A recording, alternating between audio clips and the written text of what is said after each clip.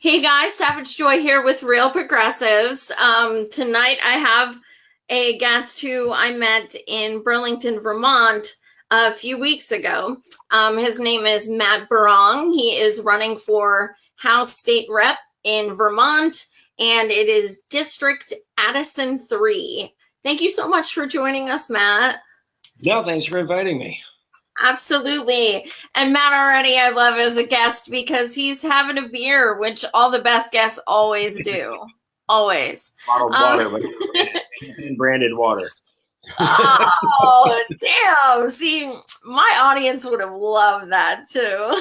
No, it's all good. I'm a retired drinker. I had enough in my heyday, but yeah.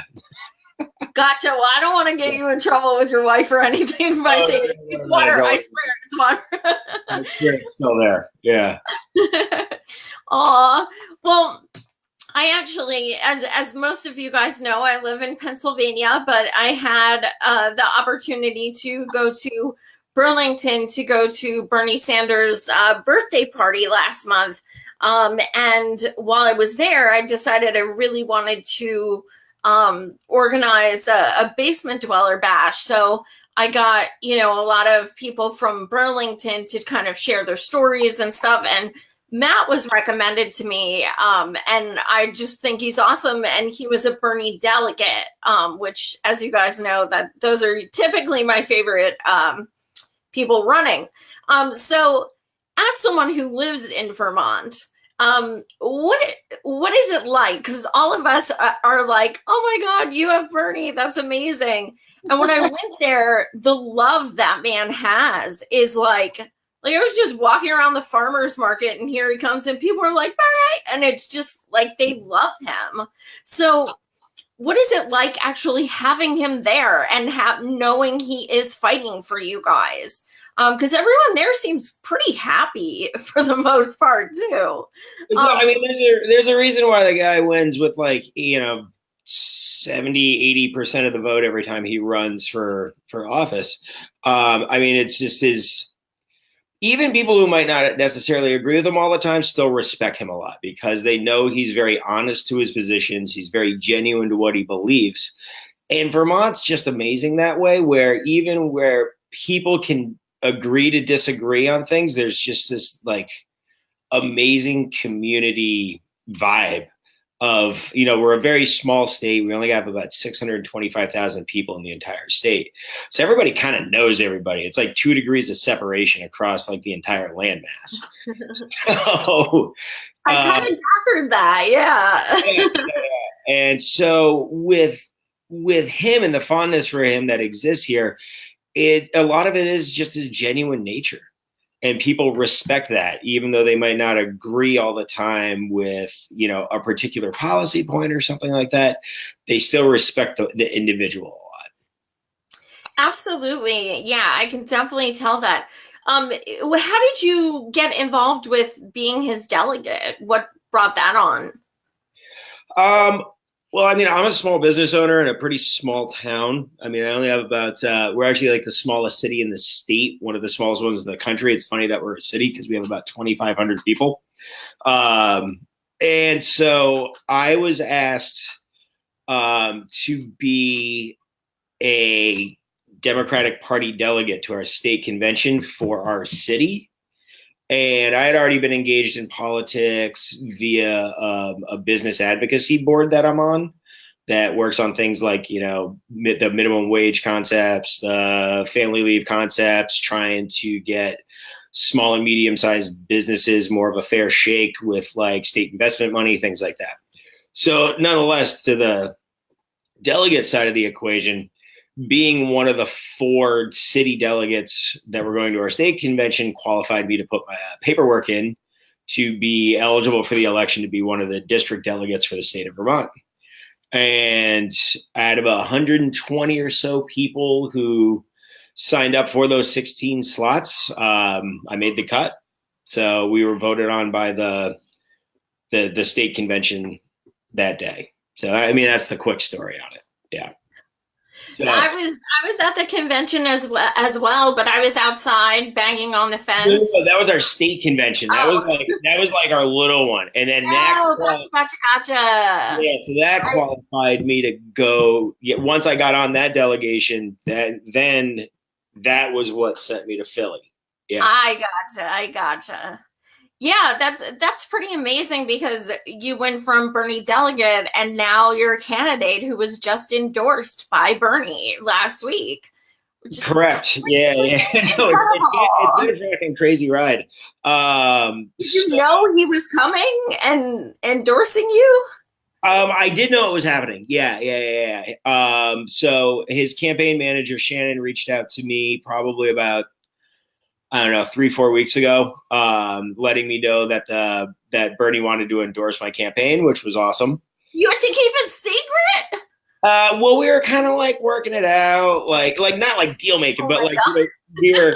we bounced like like what I was about and what obviously everybody knows what they're about. But yeah, no, I had to sit on it. I only told a handful of people, so I kept Oh it my like pretty God. private for a while.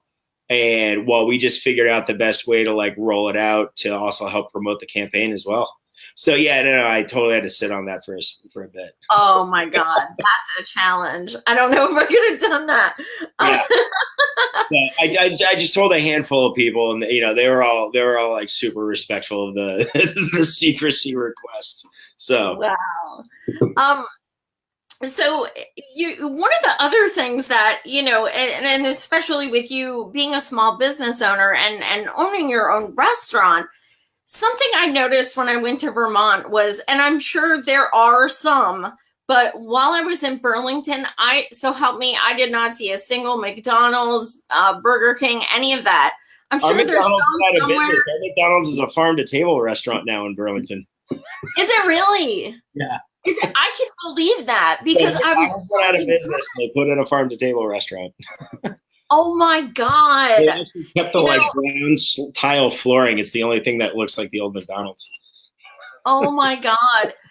We were walking downtown Burlington and I was like, even these street carts say like farm to table. I was like, oh my God, this place is like seriously for real.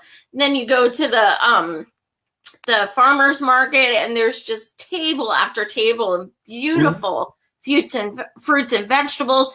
And then, every restaurant we went to, it was just all farm to table and all like organic things. And it was, and I know you guys have a law against GMOs, right? They have to be labeled. Yeah, there is a labeling law that went into effect a couple of years ago. Actually, Lieutenant Governor Zuckerman, Dave, who was at the Dweller thing up at Lamp Shop with us as well. Oh, right. He was really instrumental in that. He actually is an organic farm owner. That's like his day Yes. job. Yeah. So Yep. no, Lieutenant Governor Zuckerman, Dave, has been very instrumental for the past 20 years in getting our farm food systems movement really on the forefront of things. And I mean, most of the chefs in this area too, like grew up with it as part of like our identity. I mean, this is in a lot of places throughout the country. The farm to table thing is kind of a newer concept in like the last 5, 7, 8 years. We've been doing it for like 20 plus. So like it's gone from like this new thing to just like what we do. And you Yeah. kind of get like lost in the bubble here sometimes with it. You travel somewhere else and you're like, what's this weird Applebee's people keep going to? so, uh, so it is. It's cool. It's a great way to stay in touch with agriculture. How to keep like money circulating in the economy between your local like farmers and your businesses and the employees. So no, it's an awesome piece of Vermont's identity. Yeah, I had Lieutenant Governor Zuckerman on my show, and when he said he had a stand at the farmers market, I thought he was joking. I was like, wait, your lieutenant governor has a stand at the farmers market? I was like, are you serious? That's so amazing. And it's just they're beautiful people. It's a beautiful town. I loved it there. Absolutely loved it. So I digress, but anyway, so as someone who's running a small business, what are some concerns you hear from people, as far as from your employees, your customers? What are some concerns that you think people have in your area, in your district, that they would like to address? I mean, the biggest thing we hear, as I've been doing doors, and I've also like my business is kind of like that, like neighborhood cafe kind of place. It's like the casual, like breakfast, lunch, dinner joint. So we're very conversational with our customers. I mean, our regulars. We have some people who literally eating there 5 days a week. So it's very family. It's very community. So the biggest concerns I hear is healthcare is always high on the hit list. Affordable housing is very high on the hit list, but that also parallels with cost of living. Vermont's a really expensive place to live, and so that's creates a lot of challenges, especially for like I'd say like the 35, 40 and under crowd. And I'd say that those things, a lot of those boxes lead to the cost of living. I mean, you know what I mean? Like taxes, healthcare. Can I get a job that pays enough so I can afford my rent, my car payment? Like, so I think it's a lot of the same struggles you hear from pretty much anywhere else. Absolutely. What I mean, you guys are fortunate enough to have Bernie, fighting there for Medicare for All. I met some nurses there at the farmers market who were, telling me he shows up to their union meetings and their protests and stuff, and he's very involved. What do you think that Vermont could be the first state to finally get this, get Medicare for All? We looked into it, we looked into a single payer model very, very heavily, maybe 8 years ago. And we're such a small state that it's just insurance, it's like the more body mass you got, the more it drives the price. And I mean, we have our state population is like 2 neighborhoods in Brooklyn. You know what I mean? It's like literally like 625,000 people. So as much as we really tried to figure out the math on it, the way they were looking at funding it through payroll taxes on employers and then also a payroll tax on employees, it just wasn't economically viable. So, but what we do have is we've got this Dr. Dinosaur program for children, which basically it covers like 80% plus of the children under the age of 18 in the state of Vermont. So it's basically like Medicare for all 18 and under. So we've got like a little piece of it already there and it works. So one of the conversations that's been tossed around now is like, could we push that out a little bit to like maybe 26, how it's covered under the, like with the Affordable Care Act? And then could we maybe creep it down from like, 65-ish down to like 55-ish and see if we can't start closing the gap instead of do it all at once? So that's a conversation that conversation's a couple of years old, and that's loose traction on that one. But one of the better ideas I've heard is trying to co-op with maybe like Maine and New Hampshire and do like a regional model, and then you're bringing that body count up, that head count up to where you could probably get the math to start being a little bit more realistic. But then you got to get like 3 state legislatures and 3 governors on board with one concept. So that's not a small lift. But I guess, I mean, as much as almost everyone I talk to agrees that the Medicare for All is the best sort of route to take with this, it's just really hard to get the math to work when you have such a small population. And the children on that program, is that contingent on income or it's just age? It's contingent on income, but it casts a very wide net. That's why you have about 80% coverage statewide. So it's a big pool. Yeah. Wow, that's awesome. And that program's been in place for like more than about 20 years. It's not a new one. So. And what's it called? Dinosaur? Dr. Dinosaur. Howard Dean actually put it in place. Oh, I did hear about that. Okay, Dr. Dinosaur. That's interesting.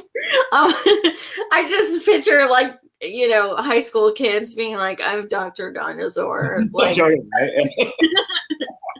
that's pretty I mean, it's a playful kid's name for a medical program, right? Yeah. It's I mean, it's just like nobody even bats an eyelash at it now. It's like, oh yeah, Dr. Dinosaur, they got that covered. So can you explain your primaries to us, because all states are completely different. Okay. And I learned that the position you're going for in Vermont is actually, there's 2 positions open. So can you explain how the primaries worked for your specific race? For my race, okay, yeah. So Vermont's kind of funny. You have some districts in our house that are 1 seat, some are 2 seats. The district that I'm in happens to be 2 seats. So leading up to the primary process, obviously, like you have your major party candidates. We are one of the states that recognizes progressives as a major party. So we actually have 3 major parties in Vermont. So in our primary, you pull a ballot from either Republican, Democrat, or progressive. You can only vote in one. So say there's 4 Democrats in the primary, 4 Republicans, only 2 and 2 are going to make it to the general. Same thing from the progressive side. So I was in the Democratic primary. One of the sitting legislators now is woman Diane Lanfer, who I've worked with for years and years and years, and was also a delegate with me for Bernie in Philadelphia. We are the 2 Democrats that are on the general election ballot. Now, on the Republican side, the incumbent on that side actually decided not to run back in May. And then at the last minute in the primary, let's just say they were having sluggish recruitment efforts to get someone else to run, let alone 2 people. So he staged a last minute write-in campaign and got enough write-ins to get on the ballot. So typically you would have 2 Democrats, 2 Republicans. Right now there's only 1 and 2, and that was just due to sluggish recruitment, I guess is the best way of putting it. Now, So, isn't the as far as governor Senate in Bernie's race, isn't there a 3rd woman now who's running independent? on the Fed side for What's Bernie's that? race, the federal side on Bernie's race. Yeah. I last I heard, like, independents just keep jumping into that one, like, because independents can come in late. Yeah. She got her ass whooped. I think there's like 7 people. Like, yeah. She calls herself an Obamacrat. And do you know her name? no, I can't think of her name.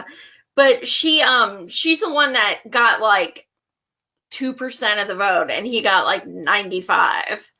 Just last month or whenever it was. Okay, yeah. She's the one that he just kicked her ass, and then she's like, well, I don't think it was fair, so I'm going to run against him again, but as an independent. Yeah, and there's a bunch of independents that jumped in there, and I mean, you get this sort of like, because it's so hard for somebody to mount like a viable candidacy against them that you get like kind of a swarm of sort of less than recognizable names. Yeah. Pretty much. It just seems to happen that way. It's just sort of the nature of the beast, especially when it comes to him. I mean, on my, I did a Facebook boost for my endorsement, and somebody who was running against him actually like tagged himself and his campaign on my thread, which I thought was kind of hysterical. No, totally.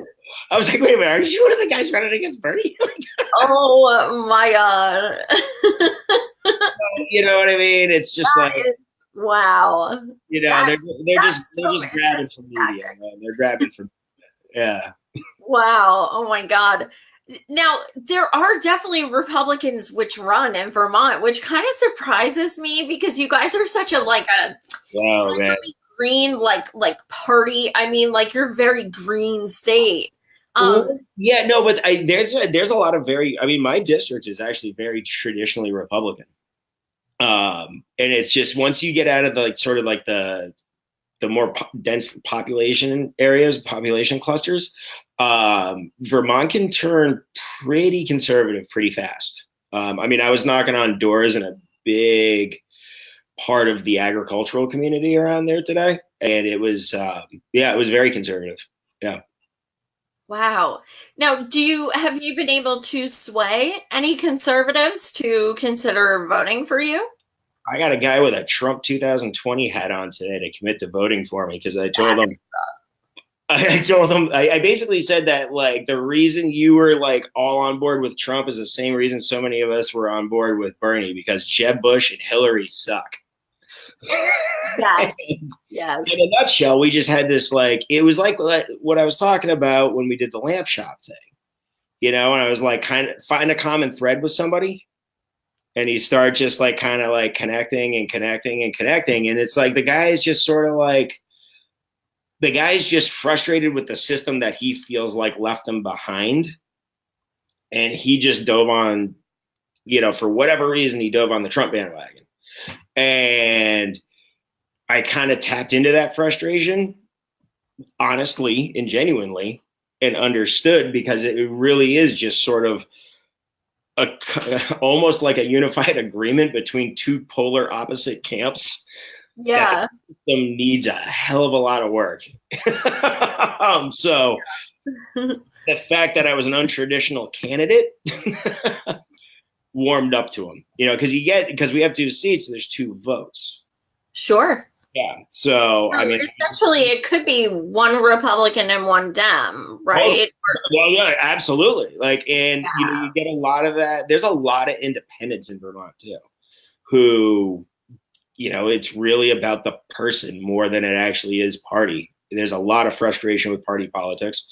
So, if they can identify with somebody who's got genuine intent and like, talks to them like a human being and is just honest with them about what their intentions are, you can get somewhere quick with them. So yeah, so that happened today. That's rad. Yeah, I yeah. wish we had more. I had a mailer go out over the weekend, and it had just hit his mailbox. His wife. I knocked on the door. They were like, "Yeah, your mailer's on our counter. Come on in." That's awesome. Yeah. That's so great. You can meet so many people you wouldn't typically meet when you go canvassing.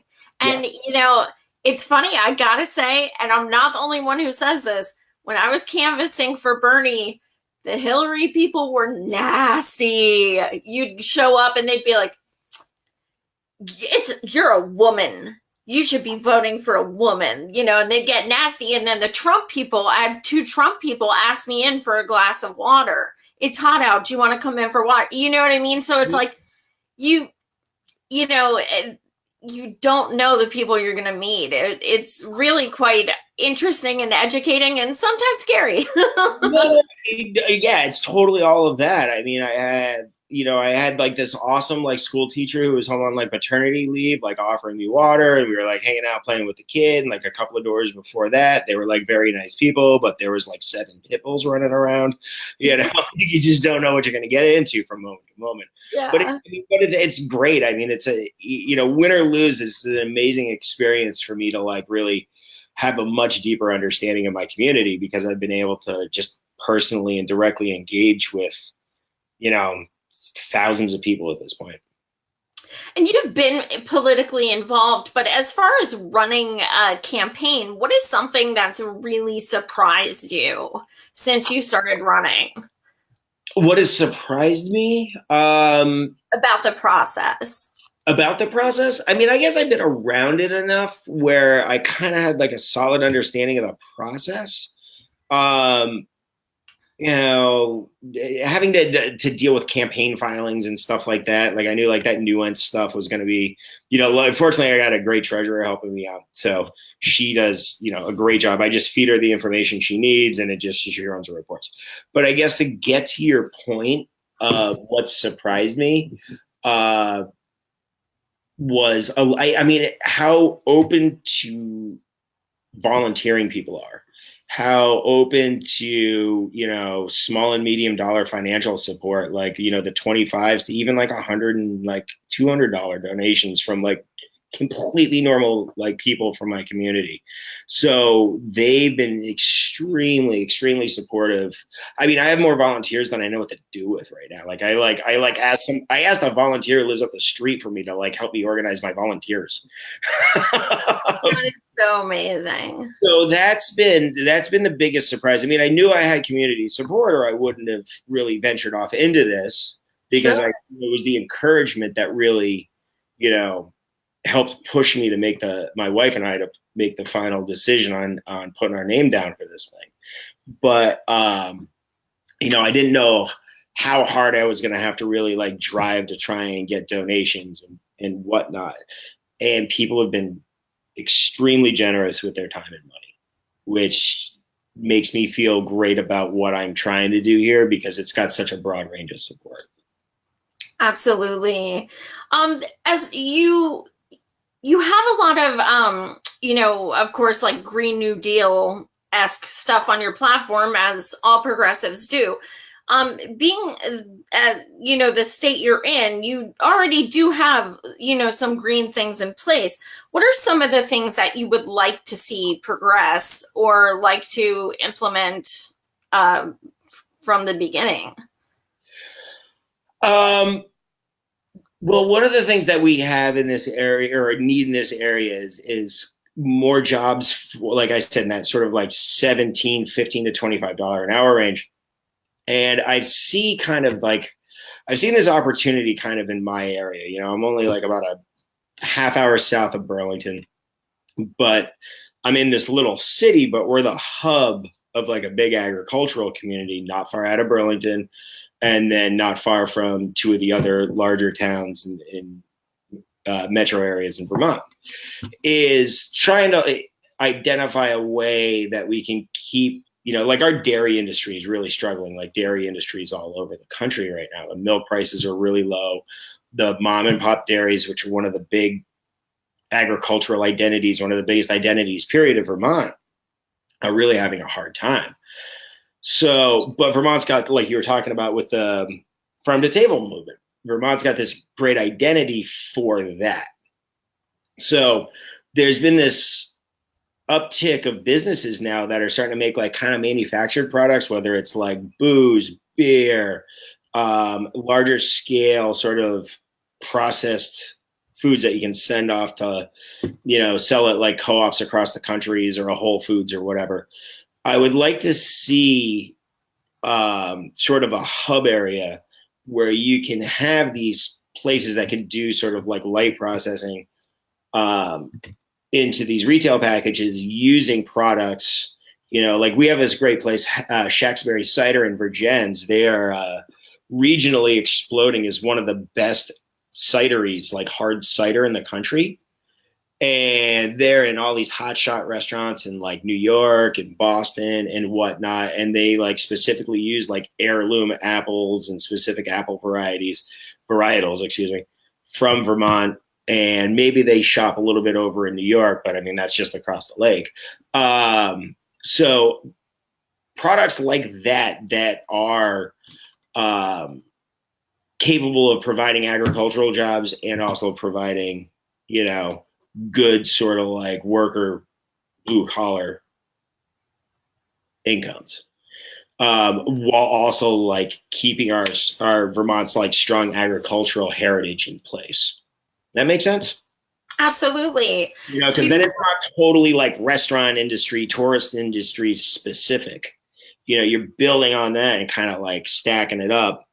And then, I would love to see some, like our Vermont Technical College and some other like state colleges start doing more with trades for people who want to get into like fabrication or electrical engineering on like renewables for like turbines or solar, things like that, because that's obviously like a big part of the energy future is getting into that. So we're going to need the next generation of workers to know how to build, operate, install, repair, all of that stuff. Yeah, absolutely.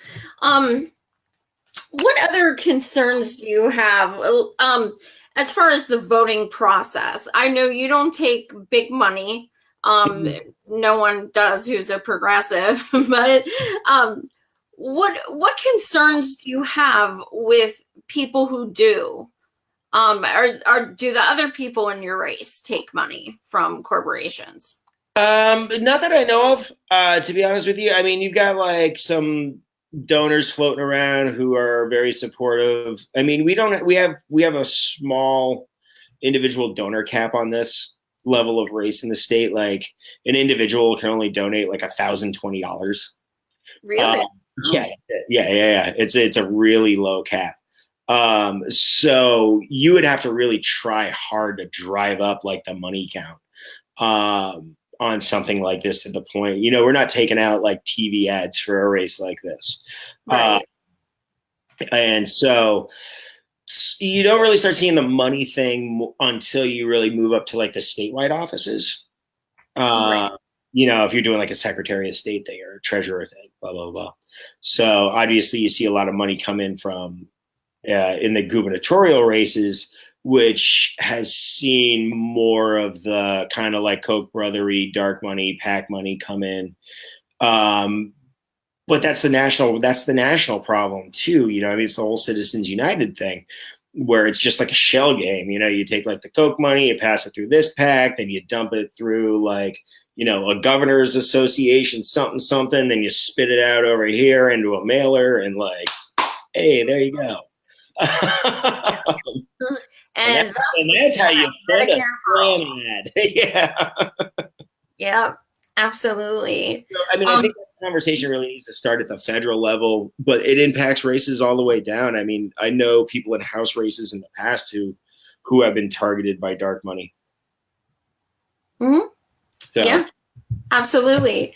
What, as far as voting, are you concerned with, you know, people? I mean, you saw what we went through at the convention in Philly. It was not a good time. It was hard. mhm. And though many of us still have PTSD from that week, it was life altering.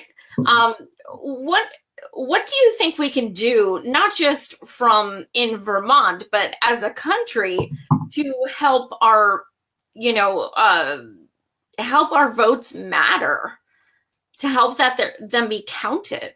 I mean, we got to legitimize the like registration process more so nationally. I mean, it's all over the news this week. Yeah, they're holding up 50 something thousand registrations in Georgia right now because of commas and hyphens. I saw a piece on the news just this evening before I logged on for this that in I think it was North Dakota that there was all kinds of games being played with IDs that were going to be alienating the primarily the Native American reservation populations. So it's really making sure that voting is totally accessible to all people. Like, I don't know if you federally standardize it somehow, but I think in this political climate, that would be a really big lift. I think that's the biggest problem voting in mass has right now is in a lot of states, the powers that be are afraid of voting in mass and what that's going to do to their powers that be. So I don't really have an answer to that. I mean, it's just identifying the problem right now. The solution is a much more complicated thing. Also, I mean, early voter accessibility is huge. Because I mean, it's like a random Tuesday in the middle of the week. People got to work. People got their kids. There's a million things that can happen. So I'm a huge fan of early voting. Vermont's got one of the largest periods of time to do that. I mean, I think our early voting opened almost 2 weeks ago already. Right. And it just makes it so much easier for people to do it because they're like, you know what, I got an extra hour I can knock off for lunch today. I'll just go get it done. It's not this like rushed in the moment day of thing where you can just, the day escapes you. I mean, I also wouldn't be opposed to making election day a holiday. And give a Absolutely. lot of people the day off and the ability to do it just to push, civic engagement. Do you guys use paper ballots or machines? Um, Depends. It varies from polling station to polling station. Oh, okay. Do you support open primaries? Open primaries as how like just all party in. All party Yeah, primaries, totally. all Yeah, party, doesn't matter. yeah. Because I'm one of many states that has closed, and Yeah, New York's like that too. Yeah, excuse me. yeah, bless Yeah, you. and I'm a very proud independent. So, Mhm. it's like, Yeah, that cuts you right out. what's that? I said that cuts you right out of it. Oh, Yeah, yeah. yeah. Like, sorry, you have to, re register to be a Dem for, you know, for like 30 days, even though it makes you feel dirty and like you want to Mhm. scrub yourself raw, or you can, just stay independent and not vote, or you know what I mean? It's kind of crazy. So Yeah, no,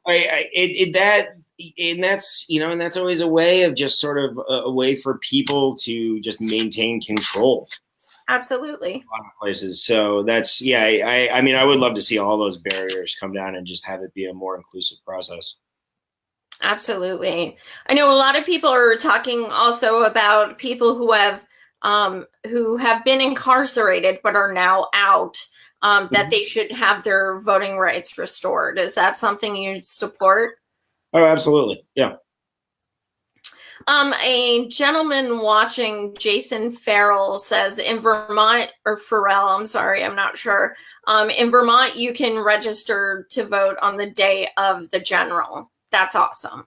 Yeah, no, Mr. Farrell is correct. Yeah. That is awesome. Yeah. It should be it should be that easy. Like, why is it not that easy?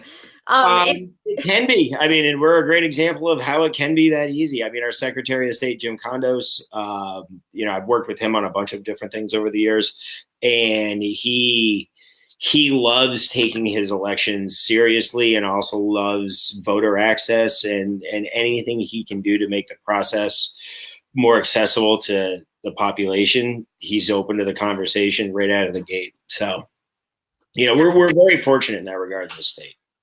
Yeah, things are, I mean, I'm about halfway to moving to Vermont after being there, and now I'm like, okay, this is sounding better and better and better. What else is on your platform that you want to address that you're super excited to get in there and start working on? Um, well, I mean, I want to start working on it. I don't know if I'm excited about it because it's kind of a difficult thing. Well, it's a very difficult thing. We've got a good deal of like water quality issues in this state, where you have a beautiful, massive Lake Champlain, and we've got a lot of different waterway, well, I'm just come right out and say sort of pollutant issues, and it's mostly like agricultural runoff and antiquated old wastewater systems in our municipalities, just because our cities are so old. I mean, Vermont's was settled very early, so our cities are pretty old, and a lot of the municipalities have kicked the can on infrastructure upgrades for way too long. So between agricultural practices, which ag's actually been working really hard to do better, and the state's been putting a lot of pressure on them to do so.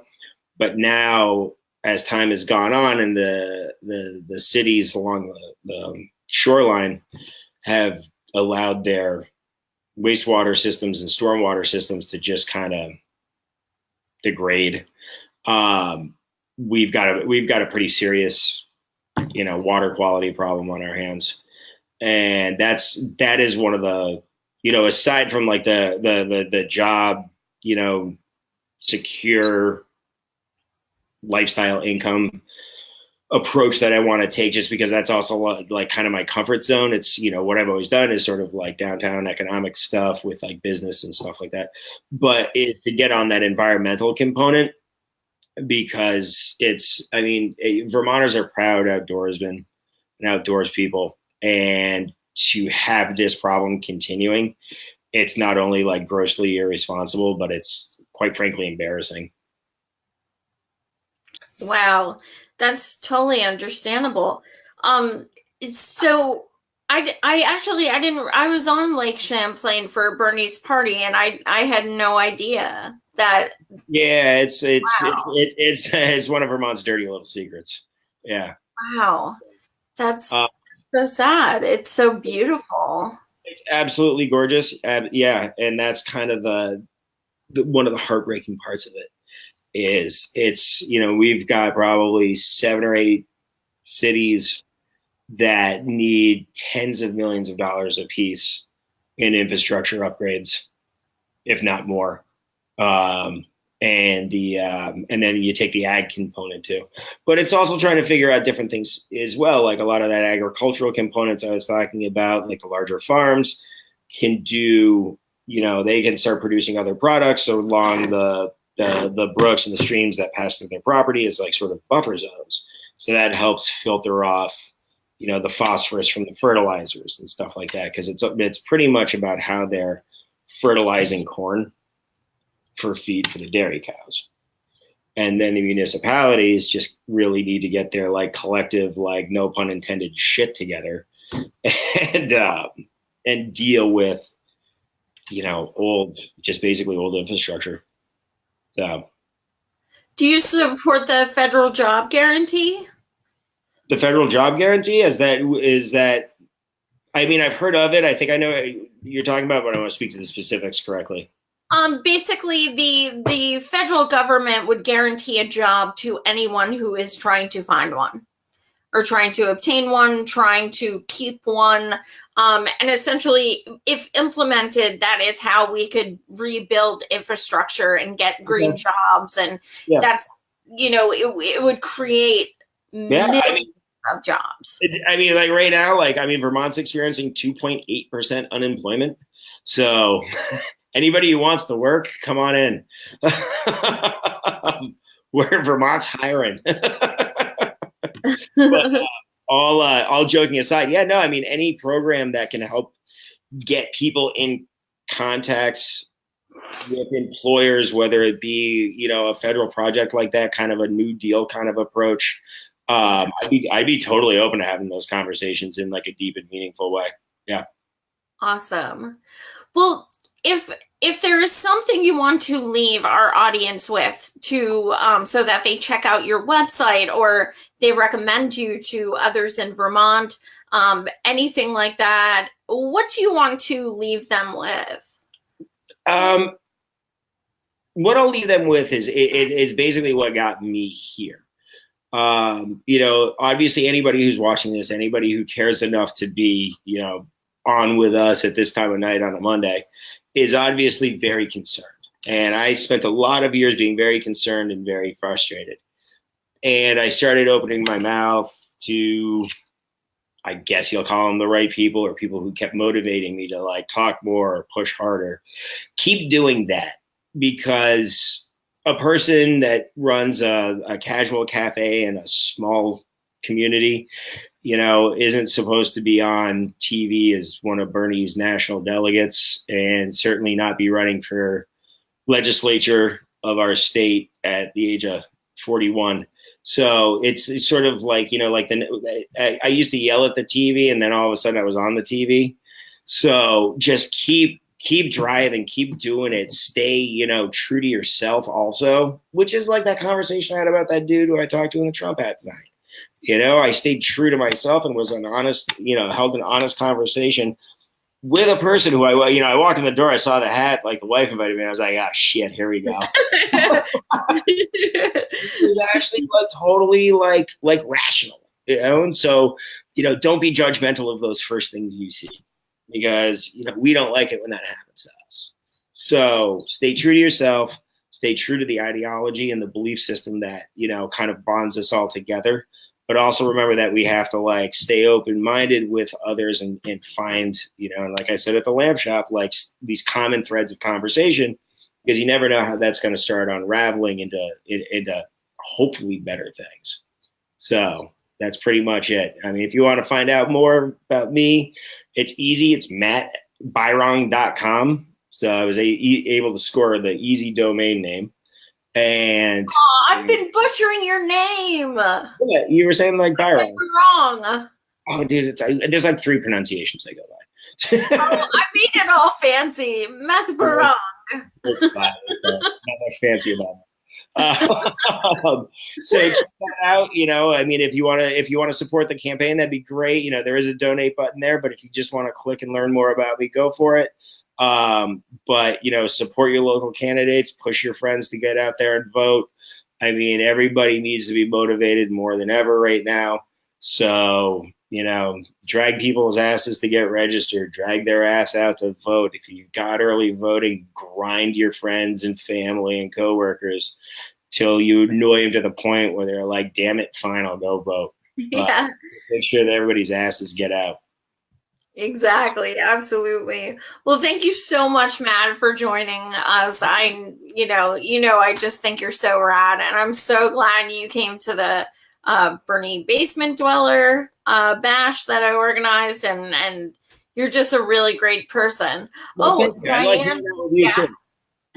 Thank you. Diane Gatley.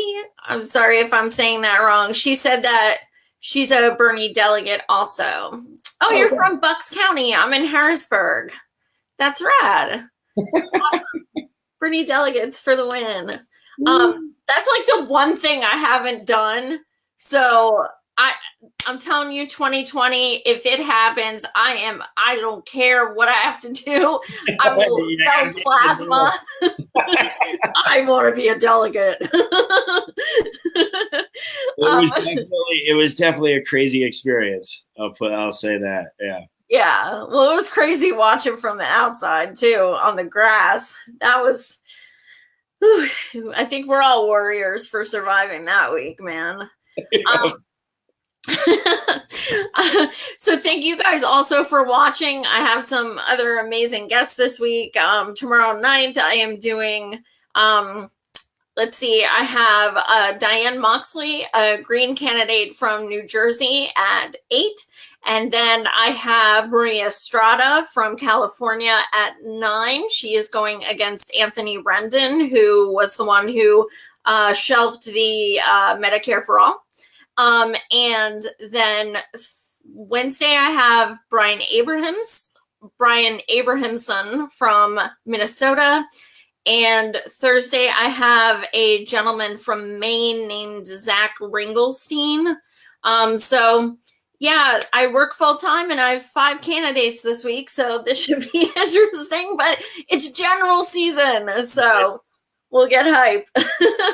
Again, thank you so much, Matt. Best of luck to everything you do. I know you're going to kick ass. Yeah, we'll hopefully we reach out with good news in a couple of weeks.